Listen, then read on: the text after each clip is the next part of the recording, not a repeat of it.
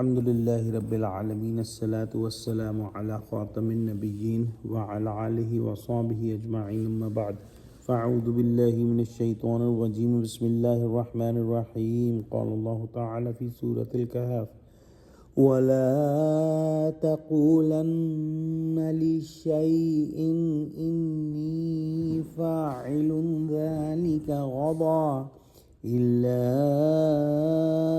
أن يشاء الله واذكر ربك إذا نسيت وقل عسى أن يهديني ربي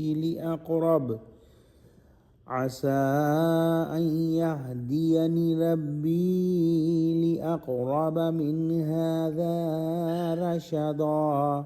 Translation: and never say about anything, I will surely do that tomorrow, unless you say, Inshallah, Allah willing.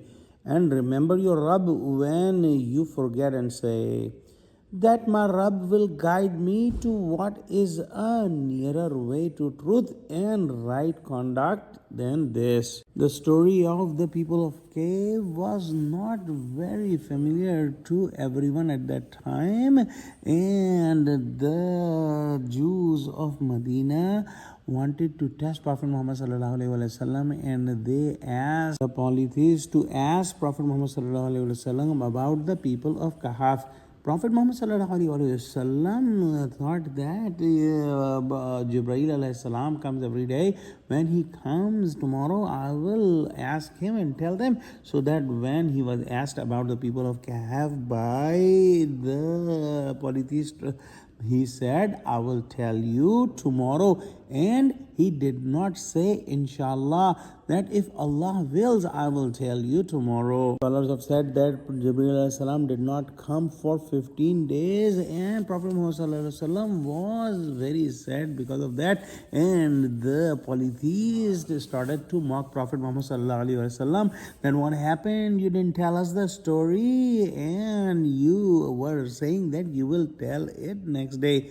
So after some time, Jibreel alayhi salam brought this surah, and here the story of the people of Kahf is narrated, but an advice also came with this surah and these ayahs that are recited today, that never say that I will do this tomorrow, except you say Inshallah, meaning if Allah wills, then I will do this. Also, if you forget, whenever you remember, you must say Inshallah. And some scholars have said that there is also glad tidings to Prophet Muhammad sallallahu alaihi wasallam that Allah subhanahu wa ta'ala will give you even higher status, meaning that you will never forget. Or some said that Allah subhanahu wa ta'ala will guide you and will guard you even more than he guarded the people of Kahf. And we saw that Allah subhanahu wa ta'ala guarded Prophet Muhammad sallallahu alaihi wasallam in the cave of Thor, and it was a miracle that he was saved. Also, some said that Allah subhanahu wa ta'ala will show you even bigger incidents and stories which are even more unusual than the people of Kahf. Wallahu a'lam. One thing must be understood here, that the prophets of Allah subhanahu wa ta'ala have a very, very high status, and they must not be compared with common men. Common men like us do so many mistakes, and we do so many omissions and forget so many things every day and continuously.